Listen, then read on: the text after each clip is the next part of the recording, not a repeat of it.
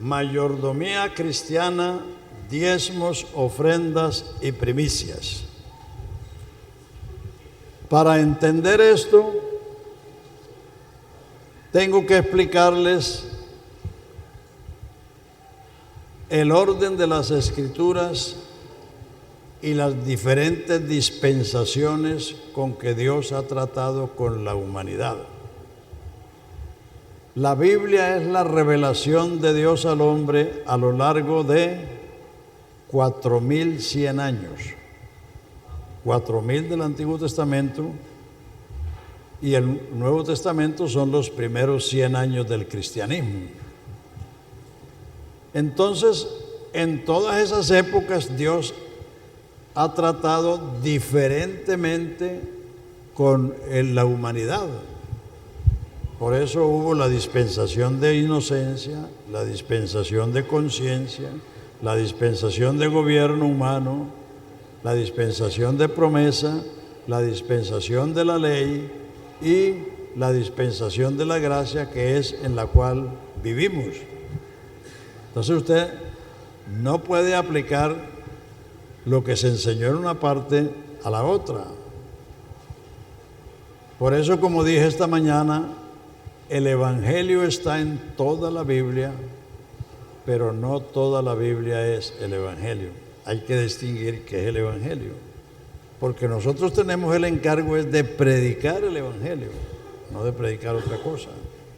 Bueno, entonces el libro de Génesis, que es el libro de los principios, la Biblia es como un árbol. Génesis es la raíz y Apocalipsis es el cogollo o la copa. Todo lo que está en la Biblia tiene su raíz en Génesis, porque Génesis quiere decir origen, principio. Ahí están los orígenes de todo, menos el de Dios, porque Dios no tiene principio ni fin. Ahí está el principio de los cielos y la tierra, el principio del hombre, el principio del hogar. Adán no se encontró por ahí a la mujer y se juntó con ella. El Señor la hizo y se la trajo.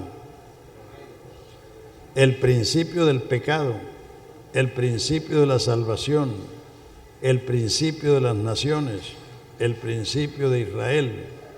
Génesis comienza con la vida y termina con un ataúd en Egipto. Entonces, todo lo que está en la Biblia tiene su raíz allí.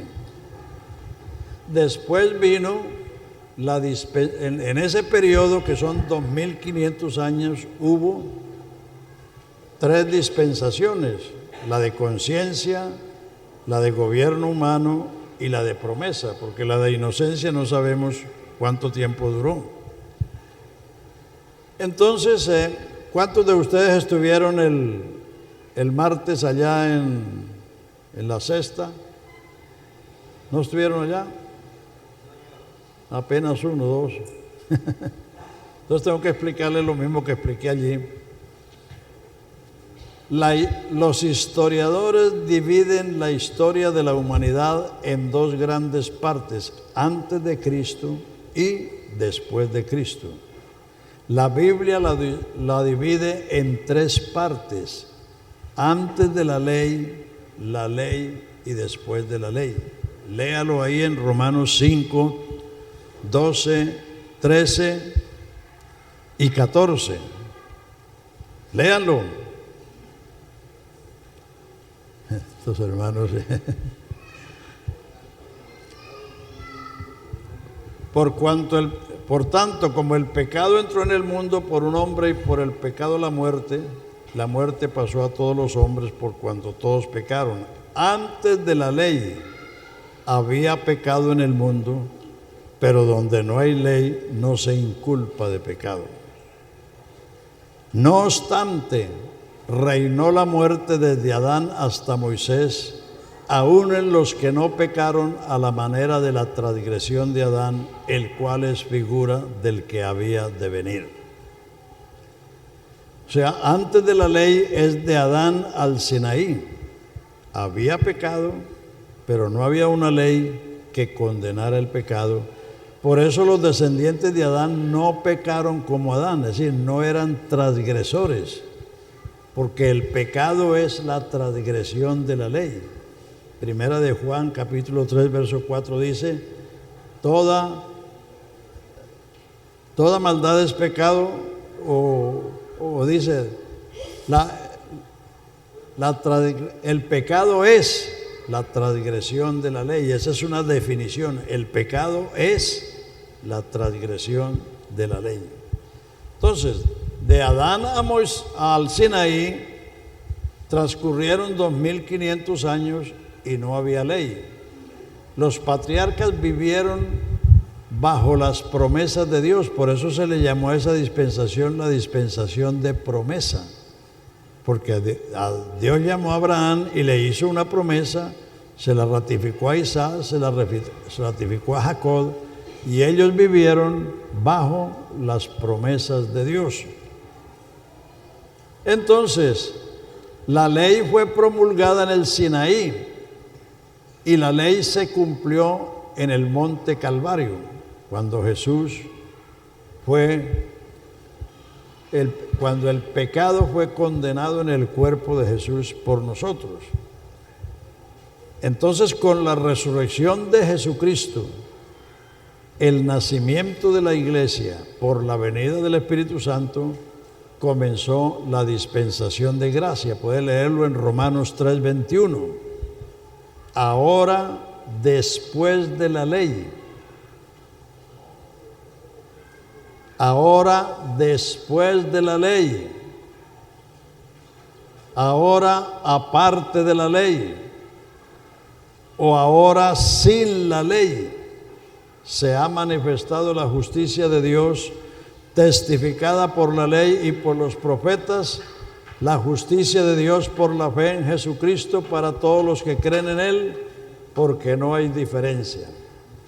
Entonces, con la resurrección de Jesucristo, la venida del Espíritu Santo y el nacimiento de la iglesia, comenzó la dispensación de gracia, la dispensación del Espíritu y la dispensación de la iglesia. La iglesia es un pueblo exclusivo del Nuevo Testamento. No hay tal cosa como la iglesia en el Antiguo Testamento. Israel es un pueblo terrenal con promesas terrenales, porque Israel no era nacido de nuevo. La iglesia es una nueva creación, es el linaje de Jesucristo, es producto de un nuevo nacimiento. Sus promesas son promesas celestiales, no terrenales. Las promesas terrenales que algunos le predican para sacar plata fueron dadas a Israel. A Israel se le dijo que Dios les había dado el poder de hacer el dinero, prestarle a todos y no tomar prestado de nadie. Y el que sabe algo de historia sabe que ellos han sido los amos de la economía en todas partes. Él dijo: yo los he puesto por cabeza y no por cola, estará siempre arriba y no abajo, poseerán la puerta de sus enemigos.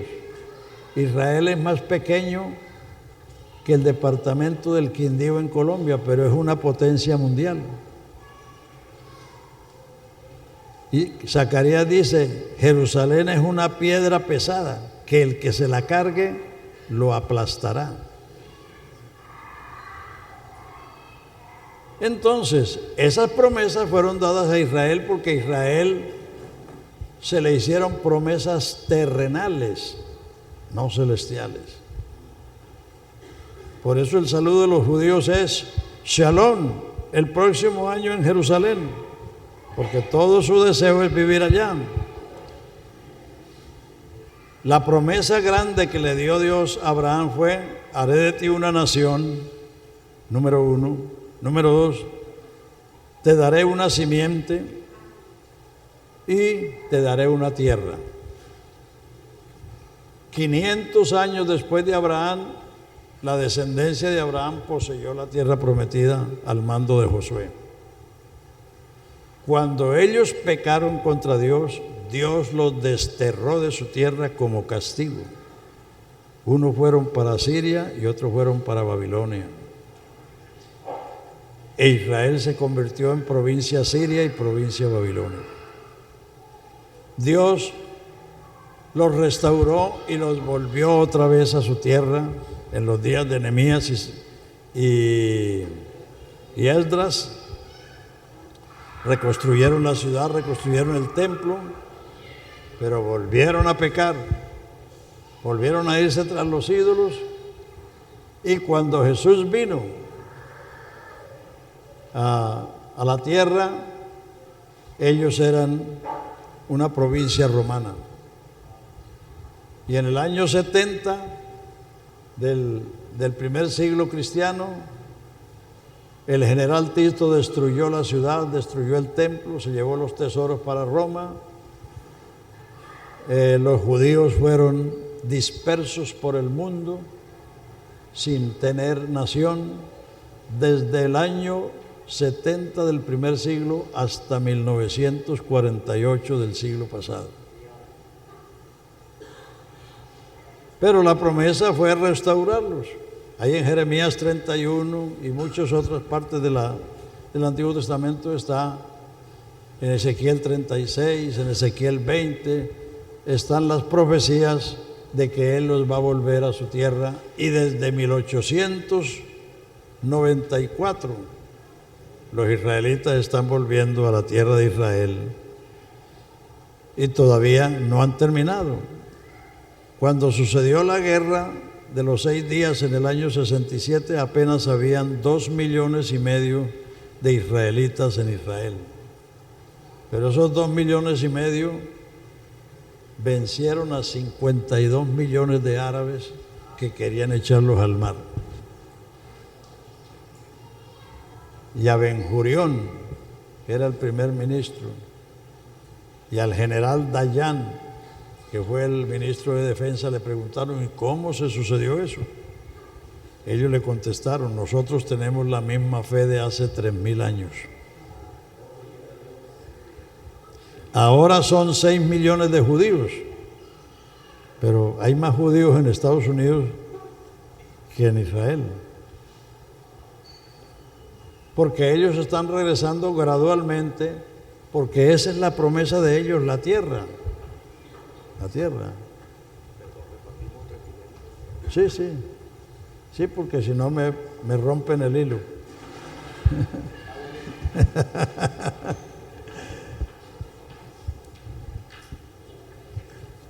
Entonces, tenemos que entender qué es Israel y qué es la iglesia. La iglesia no es una nación como Israel. Israel fue una nación geográfica en el concierto del mundo. La iglesia es el cuerpo de Cristo y Él es la cabeza.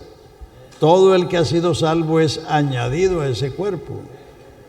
Primera de Corintios 12:12 dice: porque por un espíritu fuimos todos bautizados en un cuerpo, sean judíos o sean griegos, a todos se nos dio a beber de un mismo espíritu. Entonces la iglesia no es una nación, la iglesia es el cuerpo de Cristo. Israel es una nación con la que Dios hizo un pacto y por eso tienen una restauración futura, que los profetas lo dicen: Jeremías, Ezequiel, Zacarías, todos los profetas hablan de esa futura restauración. Y aún los apóstoles hablaron de ello también en Romanos 11:25 y en los Hechos 15:13. Ahí se habla de esa restauración futura. Entonces tenemos que saber eso, que la Biblia divide la historia de la humanidad en 3 partes: antes de la ley, de Adán al Sinaí, la ley del Sinaí al Calvario. El Calvario, la ley fue cumplida. La ley no está abolida. La ley está cumplida, que es otra cosa. La ley está establecida para el impío, dice la palabra de Dios, porque con la ley es que Dios va a juzgar al mundo. Y a partir de la resurrección de Jesucristo, la venida del Espíritu Santo y el nacimiento de la iglesia, nació la dispensación de gracia, la dispensación del Espíritu y la dispensación de la iglesia. Entonces nosotros tenemos que ubicarnos donde nos han colocado Dios y no estar trasteando con la iglesia para el Antiguo Testamento o trayendo el Antiguo Testamento para la iglesia. Porque como ya les he repetido, Hebreos 1 dice, Dios habló muchas veces, de muchas maneras, en otro tiempo a los padres por los profetas, pero en estos postreros días nos ha hablado por el Hijo. El Hijo es la última y más grande revelación de Dios a la humanidad y después de eso no hay más nada. Entonces tenemos que ubicarnos donde estamos. Y para eso entonces tenemos que comprender que en cada dispensación Dios tuvo un tratamiento para con la humanidad y para con su pueblo en ese tiempo. En el libro de Génesis usted no encuentra ningún templo, porque los patriarcas estaban viviendo en la tierra prometida, estaban viviendo bajo las promesas, ellos no estaban en esclavitud. Entonces el patriarca era profeta, sacerdote y juez. Él ejercía esos tres cargos. ¿Por qué? Porque el pueblo de Dios era una familia.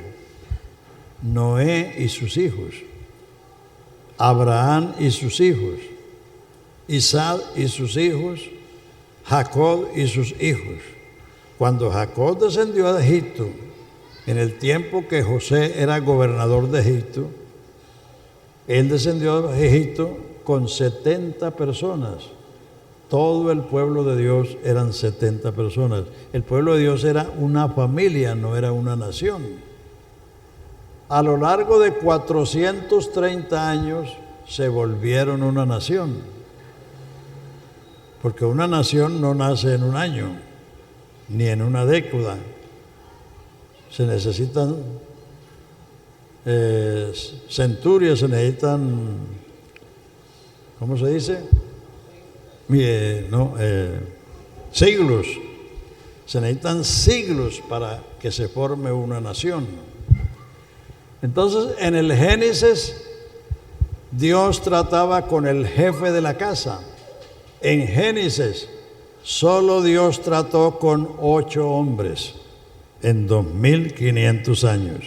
Adán, Abel, Enoc, Noé, Abraham, Isaac, Jacob y José. Si usted lee todo el libro, a esos hombres fue que Dios se reveló, no a ningún otro.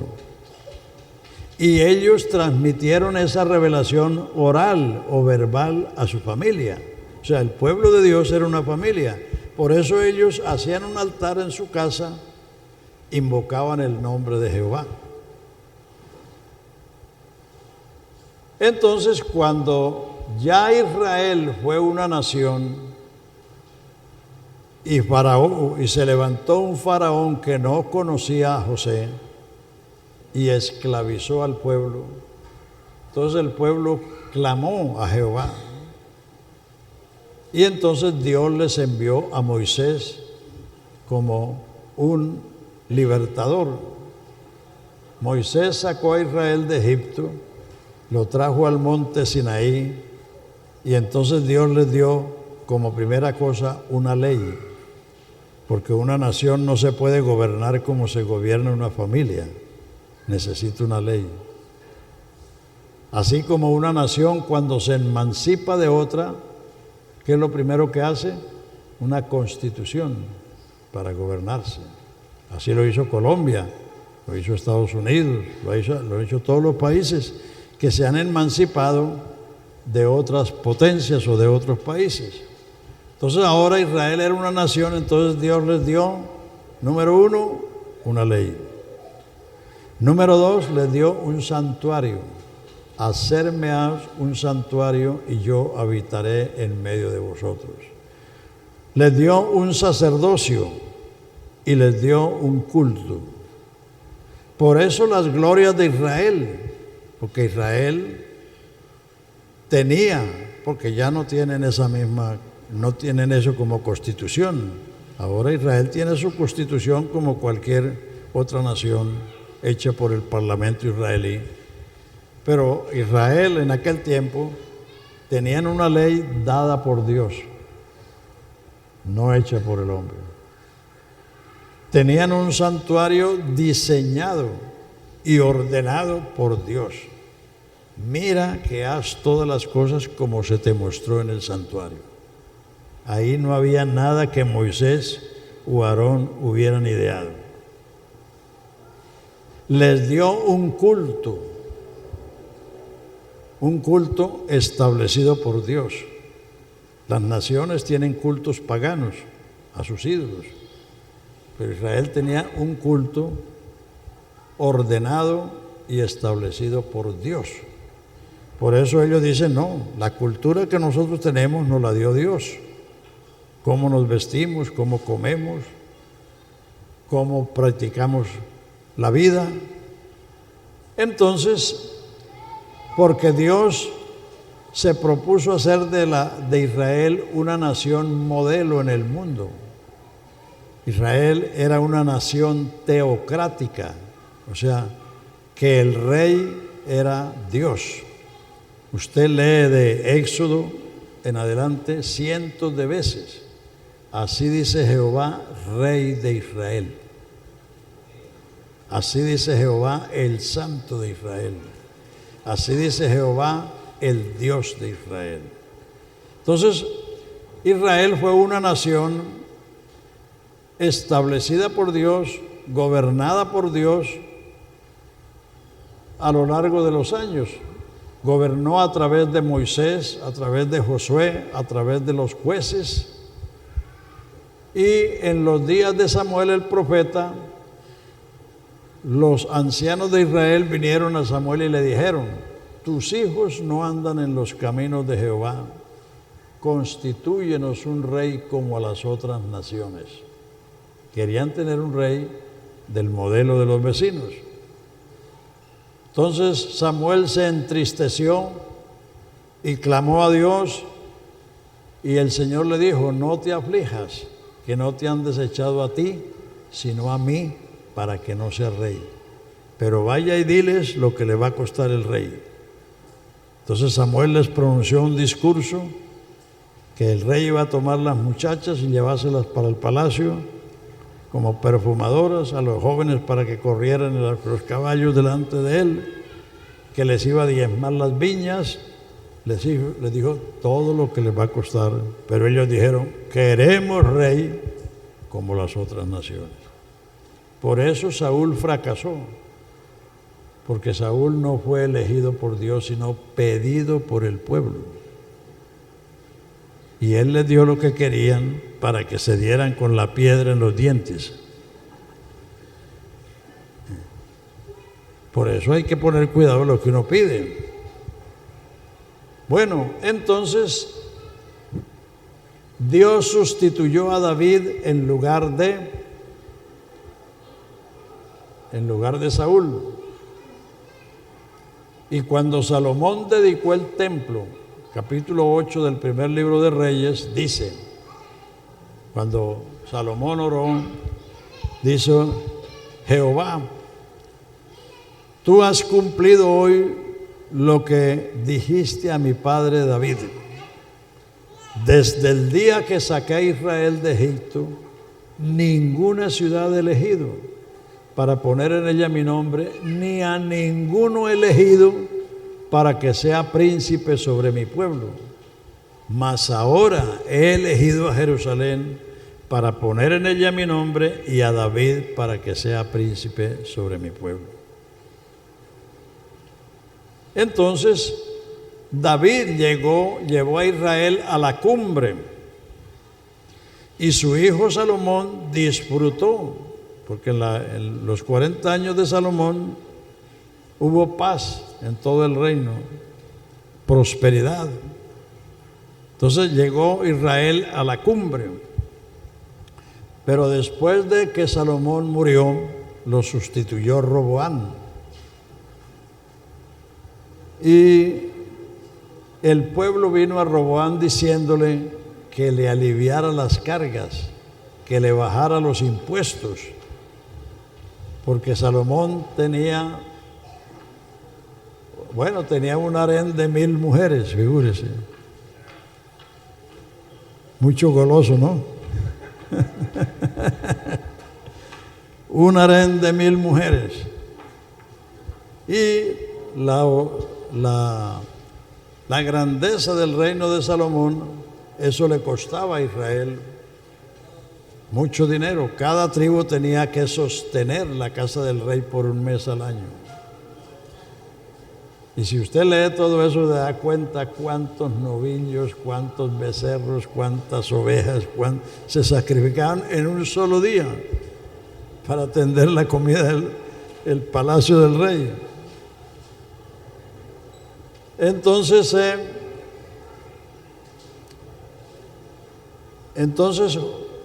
Roboam fue a los ancianos y les pidió consejo. Y los ancianos le dijeron que sí, que le bajara los impuestos, que le bajara las cargas. Pero después él fue a los jóvenes que se habían criado con él y les pidió consejo, y le dijeron: no se las baje, dóbleselas. Le dijeron sus compañeros de crianza. Entonces, cuando vino el pueblo a los 3 días a escuchar la respuesta del rey, entonces Roboam le dijo: el dedo meñique mío es más grueso que los lomos de mi padre.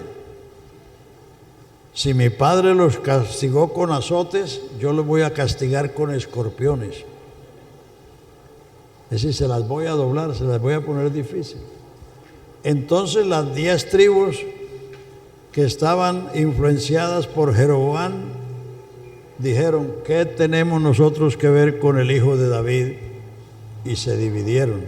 Las 10 tribus del norte se dividieron.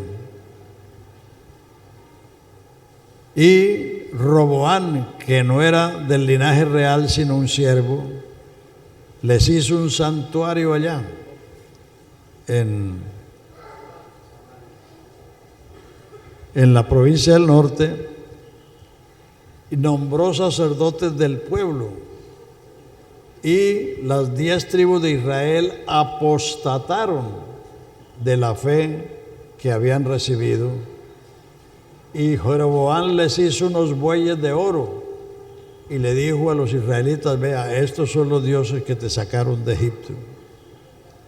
Entonces Israel apostató totalmente, pero Dios siguió reinando con la tribu de Judá y la tribu de Benjamín, que era el reino del sur.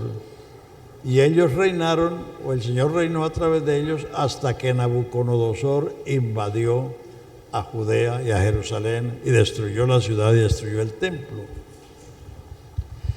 Entonces, así ya Israel no era el reino de Dios, sino una provincia asiria en el norte y una provincia babilónica en el sur. Porque el reino de Dios comenzó con Israel, porque el reino es una nación gobernada por un rey. Colombia es una república, España es un reino, Inglaterra es un reino, Holanda es un reino, Bélgica es un reino. ¿Por qué? Porque tienen un rey o una reina. Entonces, reino es una nación gobernada por un rey. Cuando el Señor sacó a Israel de Egipto, según Éxodo 19, 5 y 6, les dijo: si vosotros oyeres mi voz y guardares mi pacto, vosotros seréis mi especial tesoro sobre todos los pueblos de la tierra, vosotros me seréis un reino de sacerdotes y de gente santa. Israel era el reino de Dios. Es más, se le llamó la tierra gloriosa de Israel. ¿Por qué? Porque tenían por rey al Rey de la Gloria.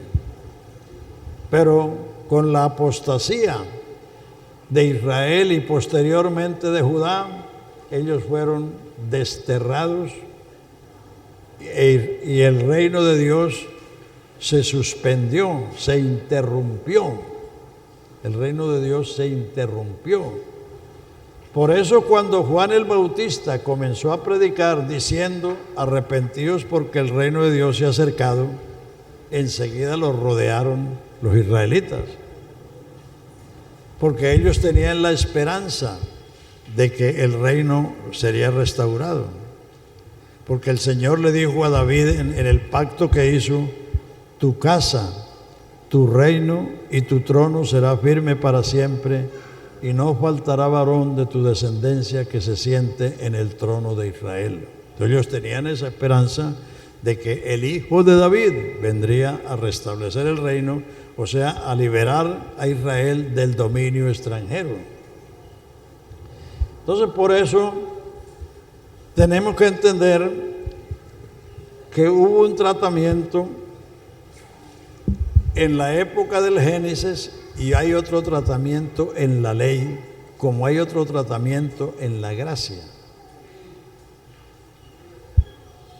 Los diezmos y las ofrendas no nacieron con la ley, sino en Génesis 14.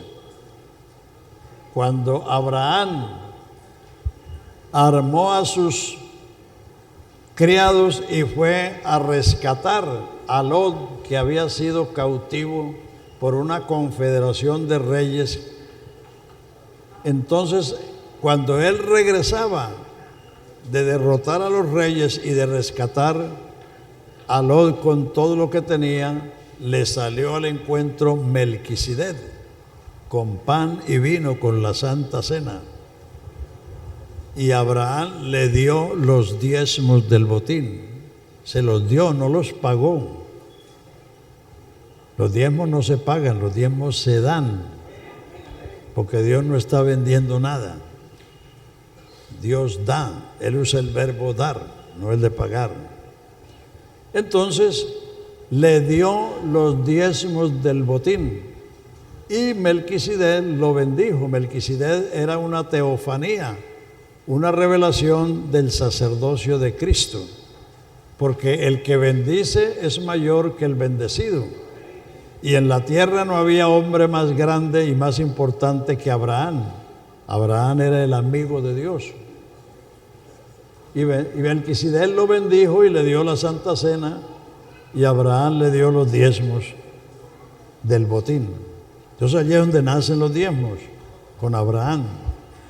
Posteriormente Jacob, su nieto, que era hijo de patriarca y nieto de patriarca, y nieto de Abraham, hijo de Isaac, pero era un usurpador, era un tramposo. Engañó a su papá, engañó a su hermano, engañó a su tío, es decir, hizo honor a su nombre. Jacob quiere decir suplantador, engañador.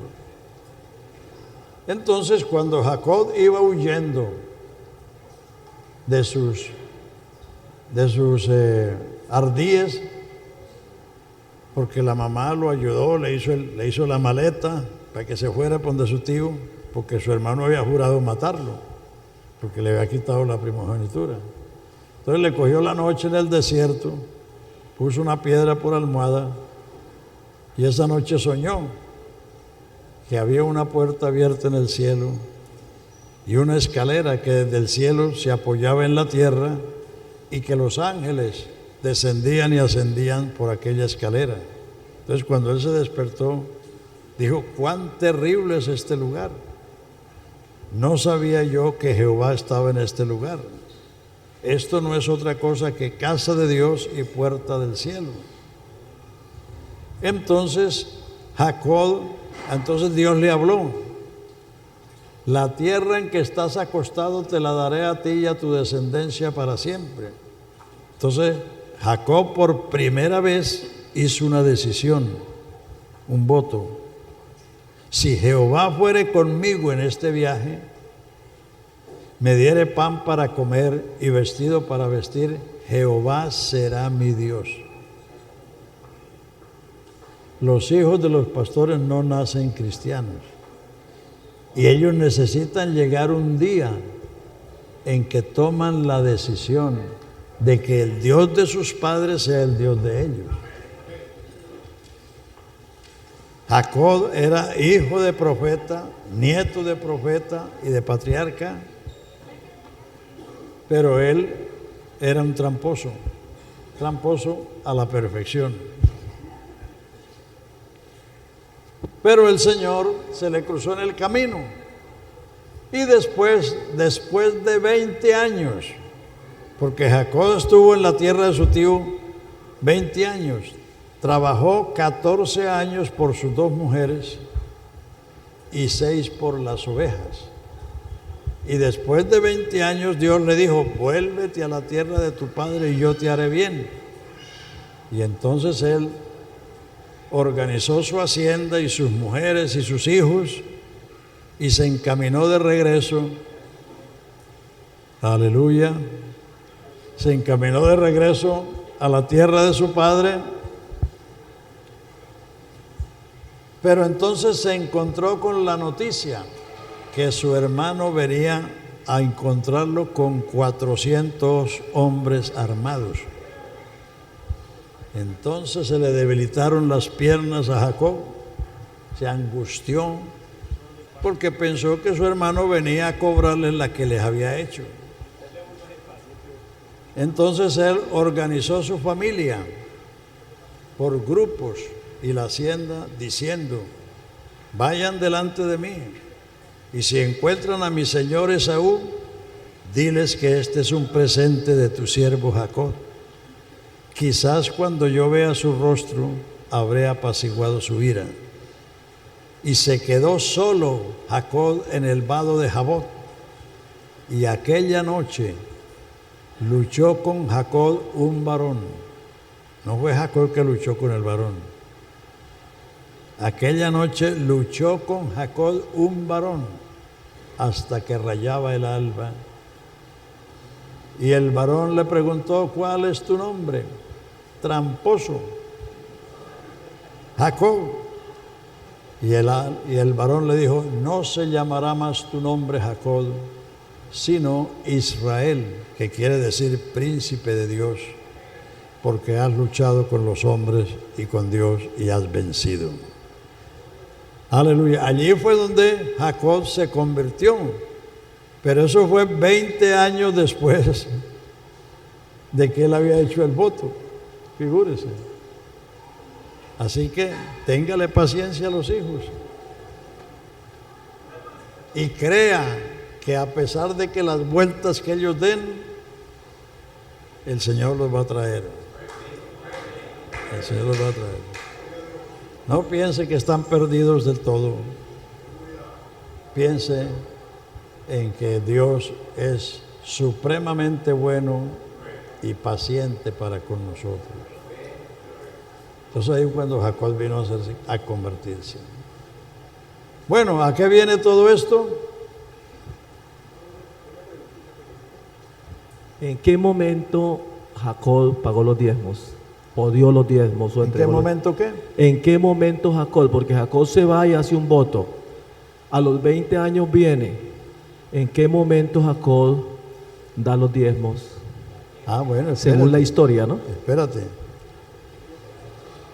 Entonces, cuando Jacob hizo el voto, cuando iba de camino de su casa para la casa de su tío, dijo: ungió con aceite la piedra que le había servido de cabecera dijo, esta piedra será casa de Dios y puerta del cielo, y de todo lo que me diere Jehová, el diezmo lo apartaré para ti.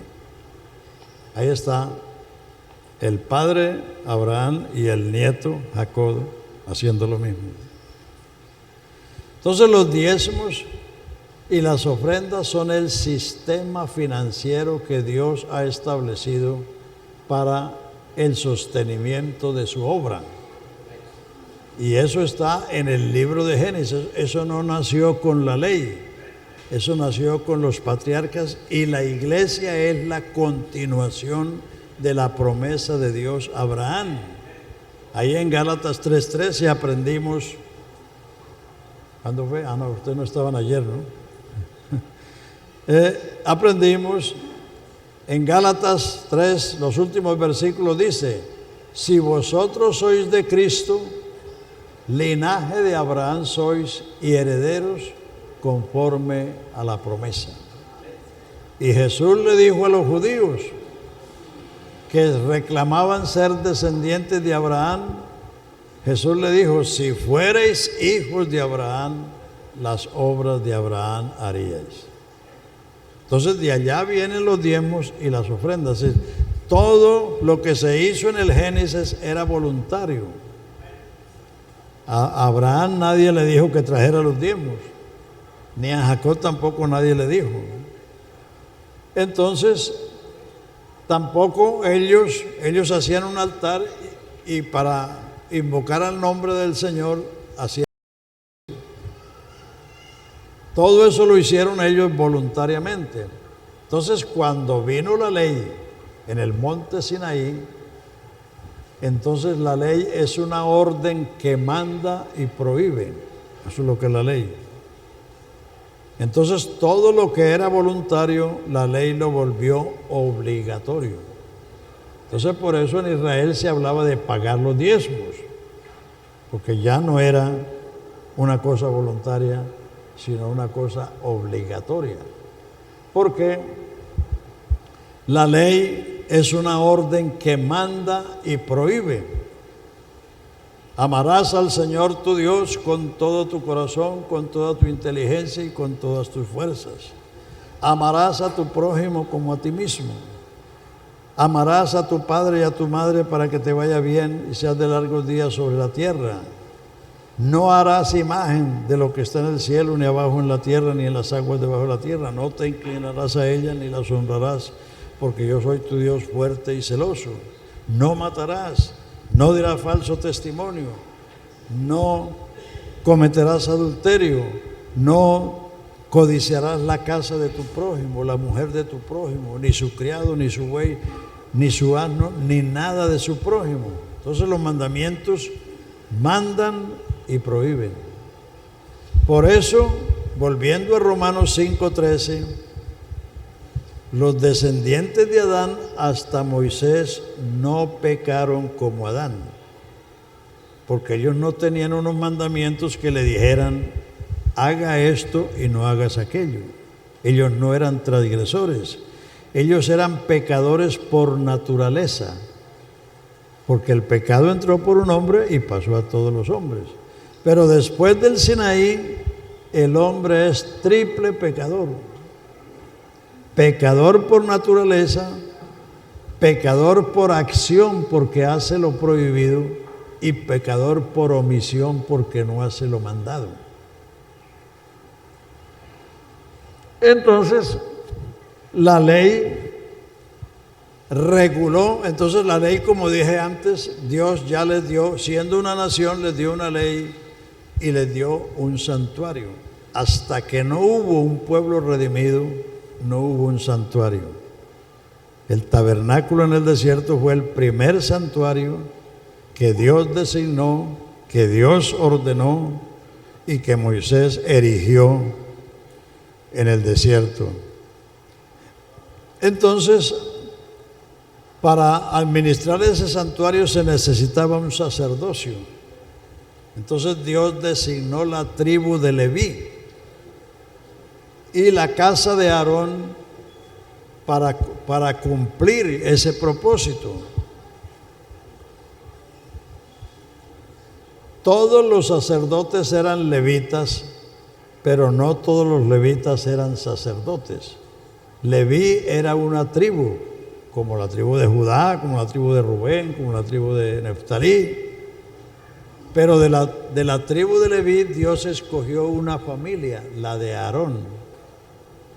Él y sus hijos, de generación en generación, serían los sacerdotes. Entonces los levitas tenían una función y los sacerdotes tenían otra. A eso fue lo que leímos en el capítulo 18 de Números. Allí el Señor le dijo a Aarón qué era lo suyo: las ofrendas, las primicias y los diezmos de diezmos eran para el sacerdocio, que no solamente era Aarón, sino sus hijos y toda su familia. Y los diezmos fueron dados a los levitas, no al levita, sino a los levitas, como remuneración por el ministerio, porque a ellos no se les dio tierra. A todas las demás tribus se les dio una porción de tierra según el tamaño de la tribu y según también el trabajo que hacían, si eran pastores de ovejas o si eran agricultores, en fin. Pero a la tribu de Leví no se le dio, solamente se le dio unos ejidos, que eran como unos solares en las casas donde ellos vivían, para que allí guardaran las ovejas, los becerros, todos los animales que les traían, ellos tenían que tener donde tenerlos. Entonces ellos, se les dio unos ejidos, pero ellos no tenían tierra para cultivar, porque ellos fueron escogidos para ministrar en el santuario. Entonces ahí en Números está la regulación. A Aarón y sus hijos y sus hijas, toda la familia de Aarón eran sacerdotes. A todos ellos se les dio las ofrendas. Ahí está especificado el tipo de ofrenda. Y las primicias. Y a la tribu de Leví, que eran los encargados de el mantenimiento del santuario, o sea, armarlo, mantenerlo, desarmarlo, cargarlo, todo eso lo hacía la tribu de Leví. Entonces a ellos se les dio los diezmos como remuneración por el ministerio, porque el Señor le dijo: no tendréis heredad en Israel, porque yo soy vuestra heredad. Entonces los alfolíes allá no eran cajones para recibir moneda, eran bodegas, porque los diezmos eran en especie, era trigo, cebada, sí, granos, becerros, ovejas, corderos, árboles frutales. Entonces los diezmos y las ofrendas fueron distribuidos de esa manera.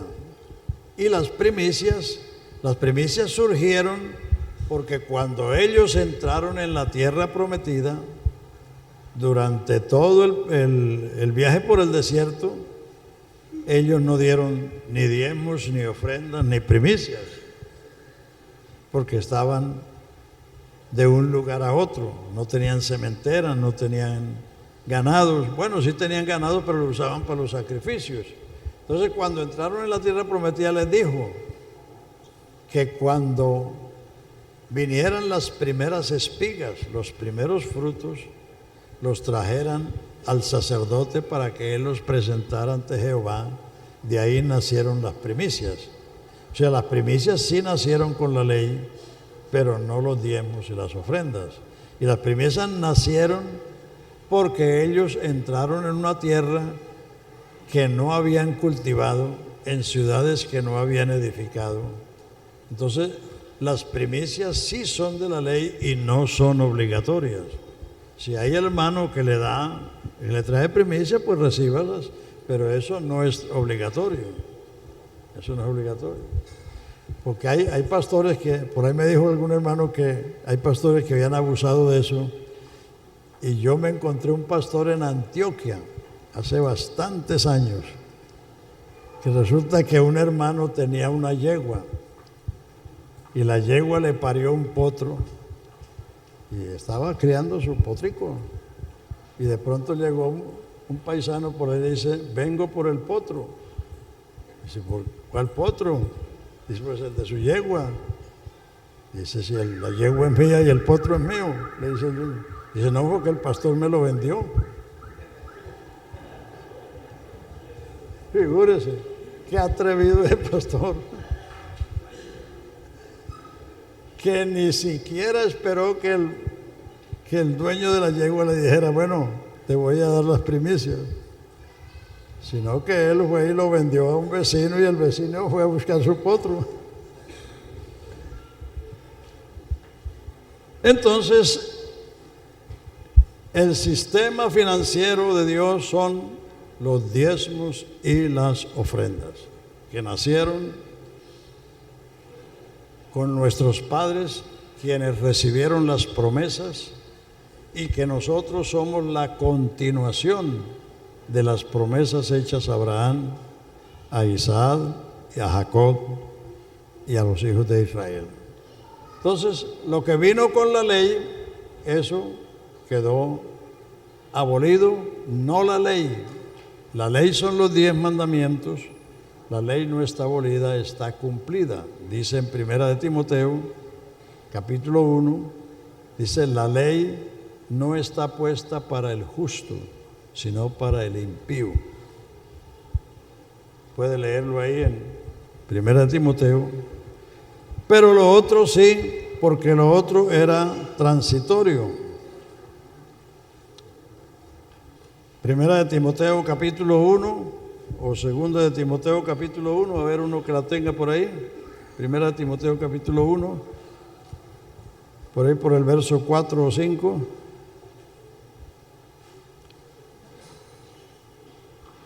O es 2 de Timoteo capítulo 1. La ley está puesta para el impío, para los parricidas, para los secuestradores, para los... ¿Cómo? 1:9. La ley no está abolida. Con la ley va a juzgar Dios al mundo. La ley está cumplida. La ley exigía muerte al pecador. La paga del pecador es muerte. Jesús ocupó nuestro lugar y murió en nuestro lugar, y la ley se cumplió. Por eso ahora pues ninguna condenación hay para los que están en Cristo Jesús. ¿Por qué? Porque la ley del Espíritu de vida en Cristo Jesús me ha librado de la ley del pecado y de la muerte. Porque lo que era imposible a la ley tenía un imposible, el de darnos vida. Lo que era imposible a la ley por cuanto era débil por la carne, Dios, enviando a su Hijo en semejanza de carne de pecado, y a causa del pecado condenó al pecado en la carne de su Hijo, para que la justicia que es por la ley fuese cumplida en nosotros, que no andamos conforme a la carne.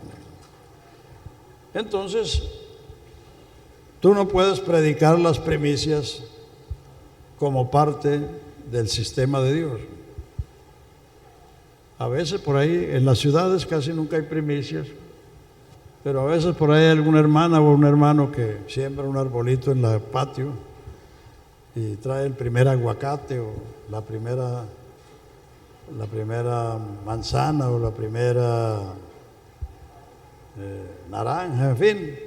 Y claro, lo hacen con un gusto, con un sentido, y uno se lo recibe también con ese mismo sentido.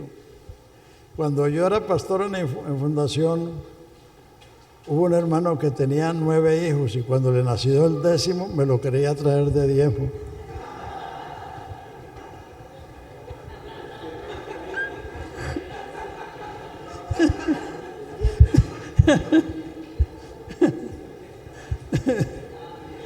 Me quería dar el hijo de diezmo. Aleluya. Entonces los hermanos pues leen las cosas y piensan que eso es así, ¿no? Que eso es así, de esa manera, ¿no? Pero entonces, vea,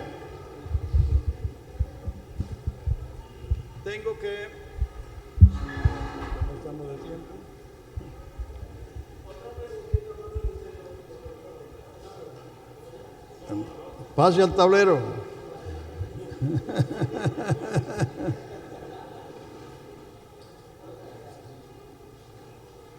Bueno, como estamos aprendiendo, hay que aprovechar. Estamos oyendo acerca de las primicias y estamos viendo de que lo que son los diezmos nacieron en el Génesis, que el Génesis es el libro de los principios, y pensando en lo que son las primicias según Génesis 4:4, donde Abel presenta la ofrenda de primicias. ¿Qué tiene que haber allí? ¿Qué tiene que ver ahí ese texto? Abel presentó la ofrenda de primicias. Sí. A ver. Los primogénitos. Y Abel trajo también de los primogénitos de sus ovejas, de lo más gordo de ellas, y miró Jehová con agrado a Abel y a su ofrenda.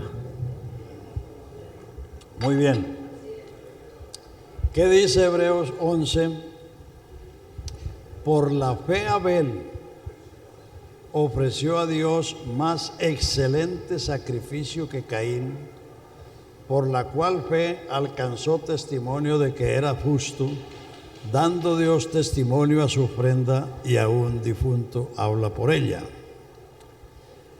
La excelencia del sacrificio de Abel fue la fe, porque ni Caín ni Abel habían nacido cuando Dios sacrificó los animales para proveerles un vestido a Adán y a Eva. Cuando Adán y Eva pecaron y se avergonzaron, se hicieron un delantal de hojas de higuera. Eso era menos que una minifalda. Entonces, Dios los vistió de pieles. Para vestirlos de pieles, Dios tuvo que sacrificar unos animales unos animales inocentes que no tenían que ver con la culpa de Adán. Y con ese vestido de esos animales los vistió, no les hizo un delantal. Ahí está la primera enseñanza de la modestia en el vestido. Para buen entendedor, pocas palabras bastan. Ellos se hicieron un delantal de hojas de higuera, que eso era pan para hoy y hambre para mañana, porque las hojas se le iban a secar y iban a quedar en las mismas. Pero Jehová los vistió de pieles. Entonces, si Abel supo hacer un sacrificio, es porque su padre les había enseñado. El pecado de Caín no fue que él ofreció las primeras, las más malas huyamas o los frutos de la tierra, sino que a él no le importó lo que Dios dijo y lo que Dios hizo. Caín siguió su camino. El pecado de Caín fue seguir su camino, porque con ese sacrificio Dios le estaba enseñando al hombre: la paga del pecado es muerte. Entonces el hombre que pecaba para no morir tenía que traer un sustituto que muriera en su lugar.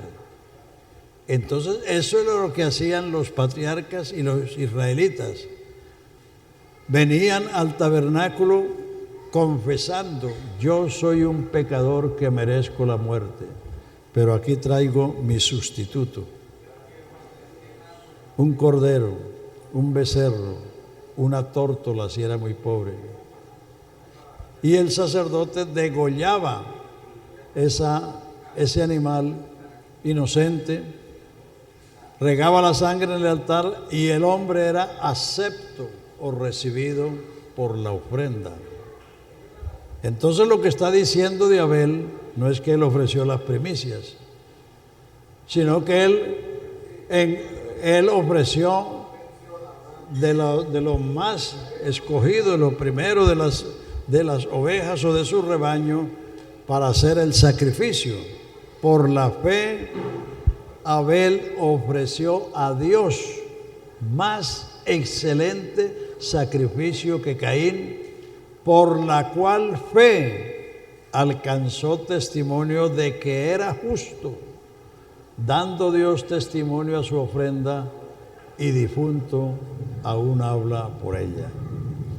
Noten que Dios no está alabando al hombre, sino alabando la fe que tenía.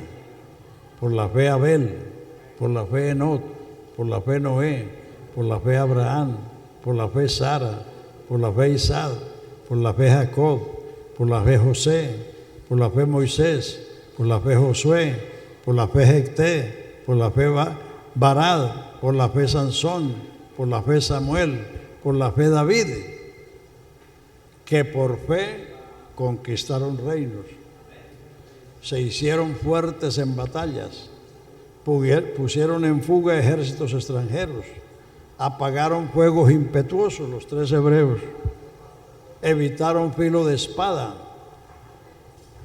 fueron perseguidos, sufrieron vituperios. Todo eso lo hicieron por la fe. Entonces, Abel no estaba ofreciendo primicias, sino que él vino a la presencia de Dios con su sustituto, que era lo escogido del rebaño. El otro no fue que ofreció lo peor, sino que ofreció lo que a él le dio la gana. Él no le importó lo que Dios dice. Por eso el apóstol Pedro y el apóstol Judas, hablando de los que se apartan, dice, ay de ellos, porque han seguido el camino de Caín, el camino de la propia voluntad. Si Dios le enseñó a Adán que el pecado es muerte, y para que Adán no se muriera, Dios ofreció un sacrificio. Adán vivió 930 años después de eso. Entonces, las primicias vinieron sencillamente porque Israel salió del desierto después de 40 años y entró en la tierra prometida para disfrutar de los frutos. Entonces se dijo que en la cosecha los primeros frutos los trajeran al sacerdote para que los ofreciera en una ofrenda mecida. Entonces eso era todo. Y ahí está especificado en el capítulo 18, de Números. Aleluya. A ver.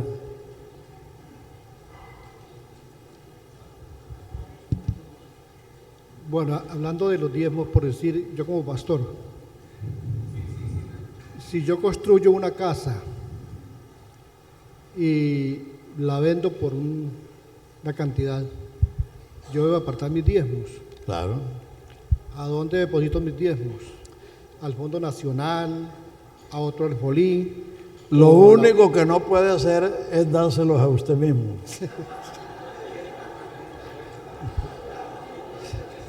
Eso es lo único que no puedes hacer.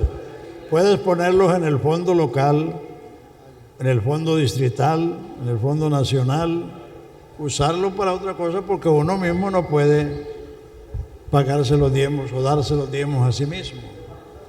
Eso no sería correcto. Sí, porque hay hermanos que tienen por ahí sus vaquitas y sus terrenitos y su negocito, aunque deben contentarse con lo que el Señor les da. Entonces,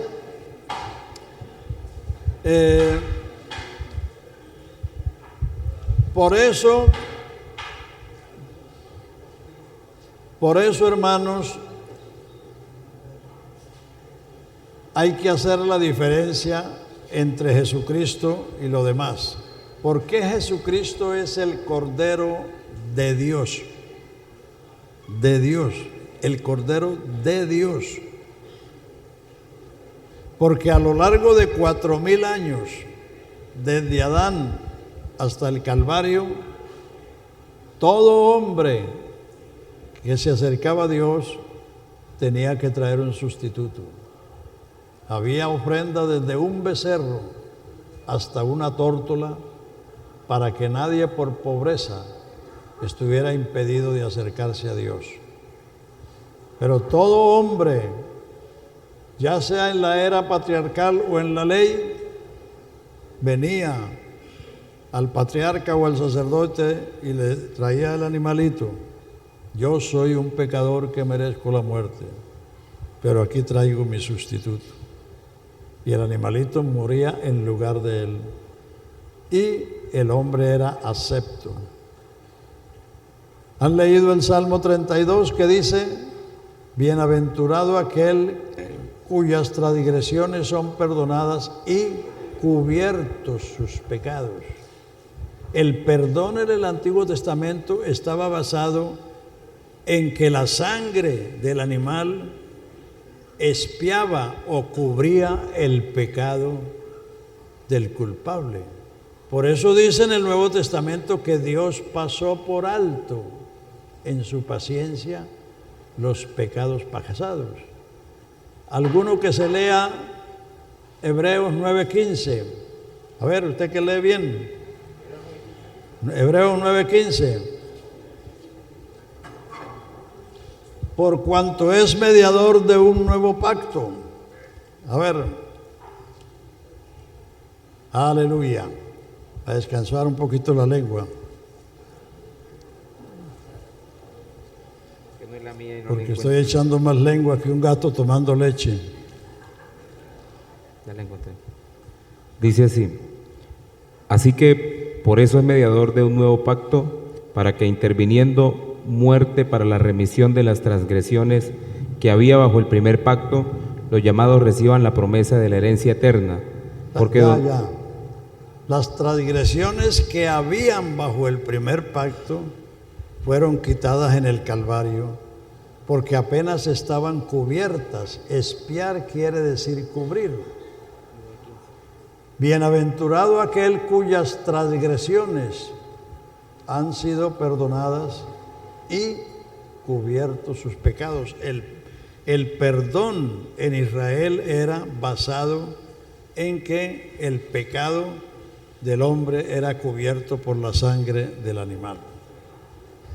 Pero Jesucristo es el Cordero de Dios, porque Dios se proveyó de Cordero. Hebreos 10 dice: como no te agradaron los sacrificios, ni los holocaustos, ni las expiaciones por el pecado, entonces dije, como está escrito en el rollo del libro, me preparaste cuerpo. En esa voluntad somos santificados por la ofrenda del cuerpo de Jesucristo, hecha una vez para siempre. Jesucristo es el Cordero de Dios porque Dios se proveyó un cuerpo en las entrañas de una virgen. Y es el Cordero de Dios porque Dios mismo ofreció ese Cordero. Segunda de Corintios 5:19 dice: Dios estaba en Cristo reconciliando consigo al mundo, no tomándole en cuenta a los hombres sus pecados, y nos encargó a nosotros la palabra de la reconciliación. Hebreos 9, 13 y 14 dice: si la sangre de los toros y de los machos cabríos y la ceniza de la becerra rociada a los inmundos los purificaba en cuanto a la carne, cuánto más la sangre de Cristo, el cual por el Espíritu eterno se ofreció sin mancha a Dios, limpiará vuestras conciencias de las obras de muerte para que sirváis al Dios vivo. Él es la ofrenda y el oferente. Es que en Jesucristo solo se da eso. Solo en Jesucristo Él es el Rey y el siervo. Solo Él es el juez y el abogado. Solo Él es el Padre y el Hijo. Solo Él es la ofrenda y el oferente, el cordero y el sacerdote que la ofrece. Por eso Jesucristo es el todo en todos. Entonces, Jesucristo es el cordero de Dios. O sea, Dios proveyó un cordero no para expiar, sino para quitar nuestros pecados. Al que nos amó y nos lavó de nuestros pecados con su sangre y nos hizo reyes y sacerdotes para Dios su Padre. Entonces, lo que pasó en el Edén fue una enseñanza gráfica que Dios hizo de cómo resolver el problema del pecado hasta que viniera el Cordero de Dios que quita el pecado del mundo. Entonces, lo que hizo Abel fue seguir lo que su padre Adán le enseñó. Lo que no hizo Caín fue obedecer eso, sino seguir su propio camino. Bueno, entonces vamos a seguir con... entonces, la ley que fue promulgada en el monte Sinaí y fue cumplida en el monte Calvario, ninguna ley es retroactiva, ni la de Dios siquiera. Por eso dice Romanos 5:13, antes de la ley había pecado, pero donde no hay ley no se inculpa, no hay transgresión. O sea que la ley comenzó a funcionar a partir de su promulgación en el monte Sinaí, no antes. Como el Congreso cuando hace una ley, hasta que el presidente no la firma, no es ley. Y esa ley tiene una fecha en la que comienza a regir. Esa ley no es aplicable antes, sino a partir de esa fecha. Entonces, la ley que fue proclamada en el Sinaí estableció muchas otras cosas. Entre ellas, él dijo, en la ley había un castigo para cada pecado. El asesino debía morir, el hechicero debía ser quemado, el adúltero apedreado, ojo por ojo, diente por diente, mano por mano, vida por vida. No sé si ustedes quieren vivir en la ley. Y el que era declarado maldito, colgado en una cruz. Maldito todo aquel que es colgado en un madero. Entonces, esa dispensación terminó en el Calvario. Y el sacerdocio y el culto, todo aquel terminó porque todo eso era sombra de lo que había de venir. Capítulo 10 de Hebreos. La ley, teniendo la sombra de los bienes venideros, no la imagen misma de las cosas. Si usted se pone frente a la luz, hay una sombra, hay una silueta, pero ese no eres tú. Es la silueta que se proyecta porque la luz le está dando a su cuerpo. La ley teniendo la sombra de los bienes venideros, no la imagen misma de las cosas, nunca puede, por los sacrificios que se ofrecen, hacer perfecto en cuanto a la conciencia al que practica dicho culto. Ahí lo dice en Hebreos 10, 1 y 2.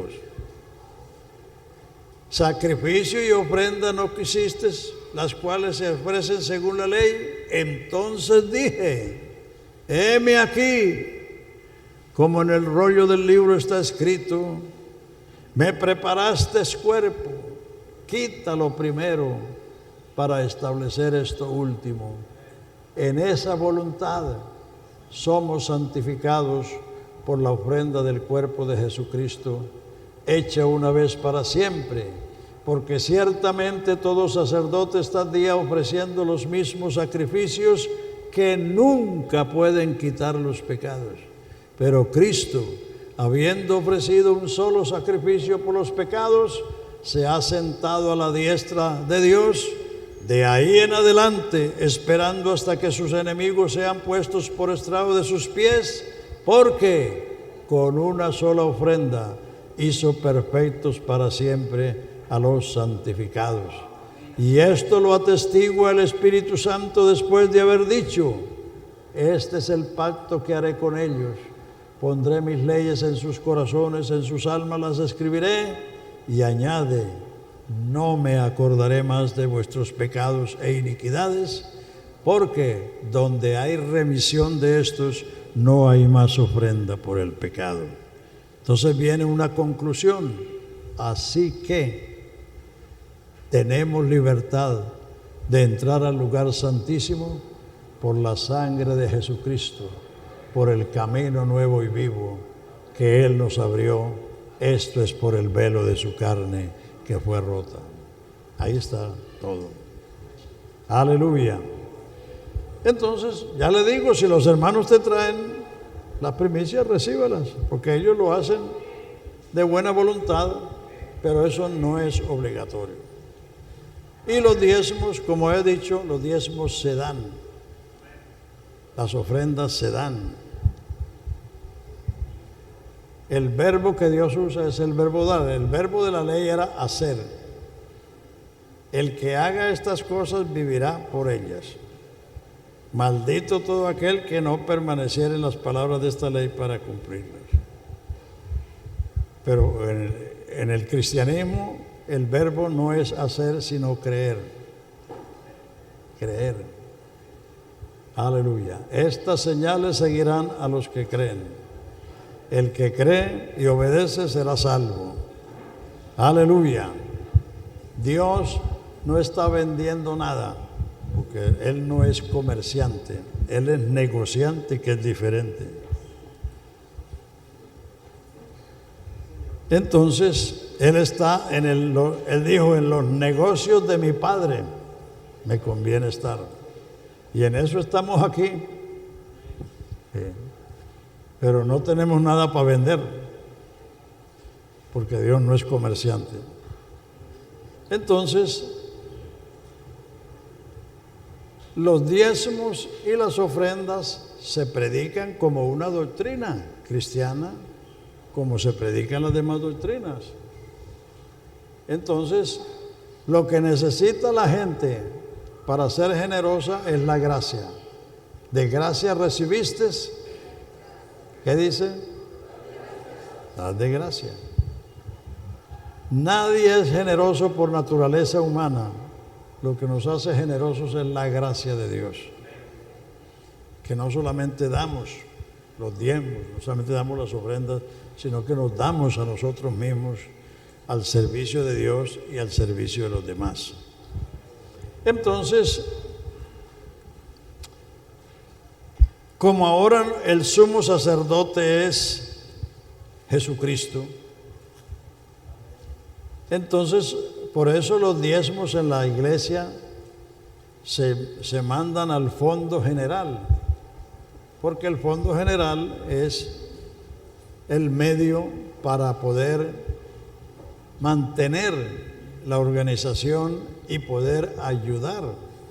Muchos han recibido ayudas para construcción, muchos han recibido ayudas para mantenimiento, para arriendos. ¿De dónde sale eso? Del fondo general. El fondo general es alimentado por dos fuentes: el diezmo de diezmo y la ofrenda misionera. En la localidad quedan las demás ofrendas, queda el 90%, no para el pastor, sino para la administración del santuario. El pastor es una parte principal y por eso recibe una parte principal. Pero el pastor no es el dueño de los diezmos. Levítico 27 dice: el diezmo pertenece a Jehová. La gente no le trae los diezmos a ti, se las traen al Señor.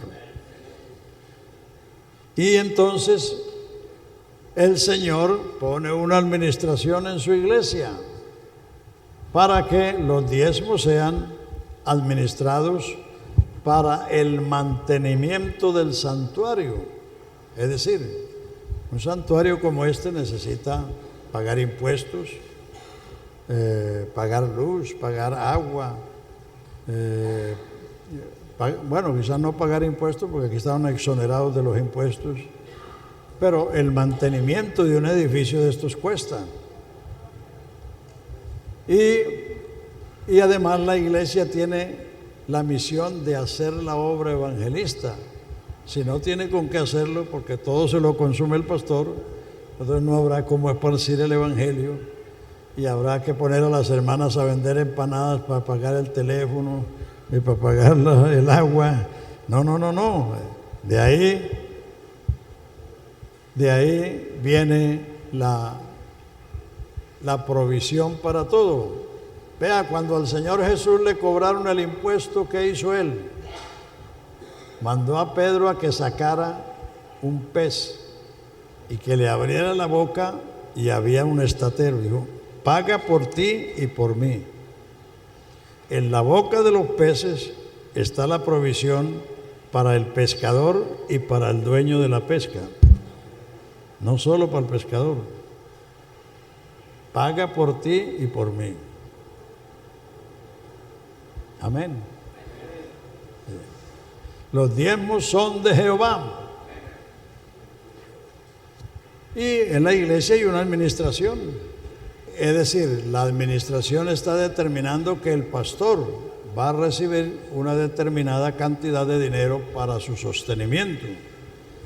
Porque el Señor dijo, digno es el obrero de su salario. Pero lo que sí tenemos que cuidarnos es de no enriquecernos. Allá en Primera de Timoteo, capítulo 6, en las cartas pastorales, no en las cartas a las congregaciones, sino en las cartas pastorales, habla de los que quieren enriquecerse y entonces sufren muchos daños. A ver, eso está en Primera de Timoteo, capítulo 6. Y eso deben tener cuidado porque a veces la prosperidad es más dañina que la persecución. La persecución bendice a la iglesia porque la gente busca a Dios y Dios les responde. Pero la prosperidad a veces hace que la gente busque en otras cosas. Dice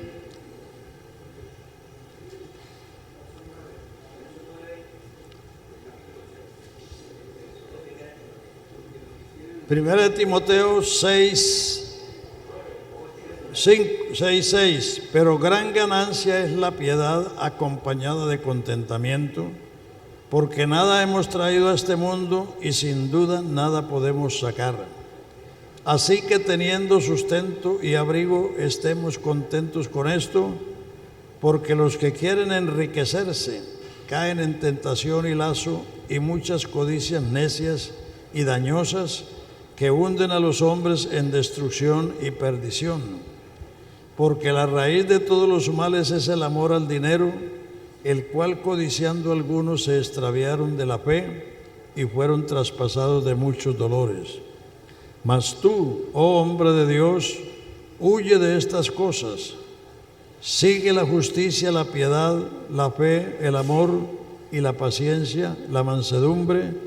Pelea la buena batalla de la fe, echa mano de la vida eterna, la cual asimismo fuiste llamado, habiendo hecho buena profesión delante de muchos testigos. Así que ahí está la advertencia, porque a más de uno los ha dañado la prosperidad económica. No debemos dejar de ser siervos. El pastor no es un señor, es un siervo del Señor. Y trabajamos no sencillamente para conseguir dinero, no. Nosotros no trabajamos para eso. El Señor prometió suplir todo lo que nos falte según su riqueza en gloria en Cristo Jesús. Yo tengo 54 años de estar sirviendo al Señor no he necesitado meterme en ningún negocio para educar a mis hijos, para tener mi familia bien. Siempre el Señor me ha provisto lo que he necesitado. Porque una cosa es confiar en el Señor y otra cosa es confiar en los negocios. En los negocios. Ya el que se dedica a eso ya va fallando en la fe. Bueno, entonces creo que si entendemos la diferente administración de Dios para con los patriarcas, para con la ley y para con la iglesia en la dispensación de gracia, entonces no tenemos ningún problema, porque sencillamente la iglesia es la continuación de las promesas hechas a Abraham, nuestro padre.